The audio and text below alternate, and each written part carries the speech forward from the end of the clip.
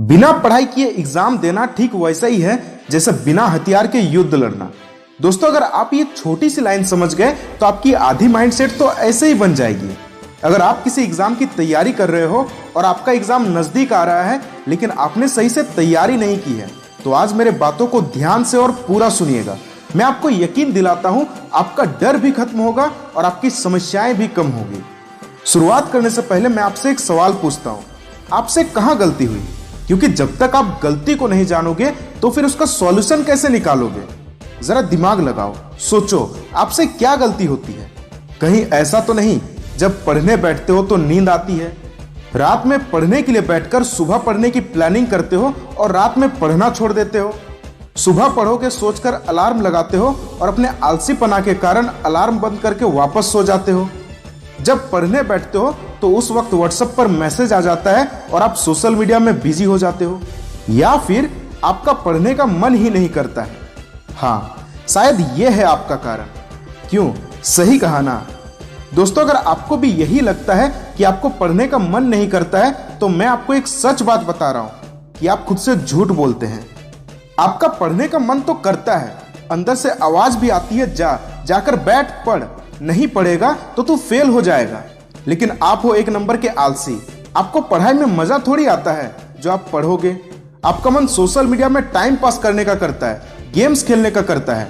और मुझे कुछ स्टूडेंट्स पर गुस्सा तब आता है जब वो कहते हैं मुझे पहले से पता है कि मैं फेल हो जाऊंगा। अरे यार, अब जब तुम्हारे अंदर अक्ल आई है तो फिर पीछे क्यों हट रहे हो? चाहे एक दिन बचा हो, एक हफ्ता या एक महीना, जो भी टाइम बचा है उसमें अपना बेस्ट देने की कोशिश करो। कैसे भी करके आप एक बार पढ़ने तो बैठो। अगर आपके पास नोट्स नहीं है तो गूगल पर नोट्स भी अवेलेबल है। अगर कुछ चीज समझ नहीं आ रही है तो यूट्यूब पर स्टडी वीडियोस भी मिल जाएंगी। हर एक चीज अवेलेबल है। आप एक बार शुरुआत तो करो। जब कोई पूरा साल नहीं पढ़ा हो और वो एग्जाम के आखिरी दिनों में पढ़ने बैठे तो वो टेंशन में आ जाता है, रोने जैसी हालत हो जाती है। तब उसका असल मायने में आंखें खुलती है और खुद से कहता है काश पहले से पढ़ ली होती। दोस्तों, अगर आपके साथ कभी ऐसा हुआ है या आप अभी ऐसा फील कर रहे हो तो मैं आपको विश्वास दिलाता हूं आप कर जाओगे। हाँ, आप जरूर कर जाओगे। मैं अभी आपको बताऊंगा कि कैसे करना है। बस इस समय आप एक गलती बिल्कुल भी मत करना, और वो है अपने समय का फालतू बर्बाद। इस वक्त सबसे पहला चीज, अपने माइंड को रिलैक्स करो और अपने बड़े टारगेट को छोटे छोटे टुकड़ों में बांटो। क्योंकि अगर आपने कुछ नहीं पढ़ा है और पूरे सिलेबस को टारगेट बनाओगे तो पढ़ाई करने के बजाय टेंशन में आ जाओगे, अंदर से डिमोटिवेट हो जाओगे। इसलिए अपने टारगेट को छोटे छोटे टुकड़ों में बांटो, चैप्टर्स को टारगेट बनाओ। ऐसा करते करते आप कब पूरे सिलेबस को खत्म कर जाओगे आपको पता भी नहीं चलेगा। यार, आप मेरा यकीन करो, जितना इजीली मैं ये बोल रहा हूं, अगर आप अपना माइंड को भी ऐसे ही सेट कर लेंगे तो आपके लिए ये करना भी इजी हो जाएगा। आपने यह कहावत तो सुना ही होगा, लकड़ी के गुच्छे को एक साथ तोड़ना मुश्किल है, लेकिन एक एक करके अगर तोड़ोगे तो गुच्छे की सारी लकड़ी टूट जाएगी। जब आप इस तरह से पढ़ाई करोगे तो डाउट्स भी आएंगे, तो उस समय पढ़ाई छोड़ना नहीं है। अरे यार, अब तो इंटरनेट का जमाना है, बस टाइप करने की देरी और रिजल्ट आपके सामने। डाउट्स को रखना नहीं है, क्लियर करना है। मेरे दोस्त, आप कमजोर नहीं हो, बस थोड़ा टेंशन में हो।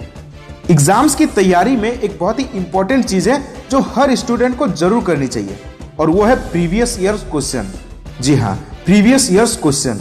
जब आपको लगे कि आपका मैक्सिमम सिलेबस कंप्लीट हो गया है तब अपने नॉलेज को टेस्ट करने के लिए, क्वेश्चन पैटर्न को समझने के लिए प्रीवियस ईयर के क्वेश्चंस को सॉल्व करो, ताकि आपका कॉन्फिडेंस लेवल और बढ़े। जो लोग अब तक मेरे साथ बने हुए हैं, मेरे बातों को सुन रहे हैं, ये आखिरी के 2 लाइंस सिर्फ उनके लिए। जो गलतियां कल तक कर रहे थे अब उसको दोबारा नहीं दोहराएंगे। चाहे अब एक दिन बचा हो, एक हफ्ता या एक महीना, अपने इस आखिरी वक्त में जमकर पढ़ाई करेंगे। उम्मीद है आप समझ चुके होंगे आपको अभी क्या करना है। धन्यवाद।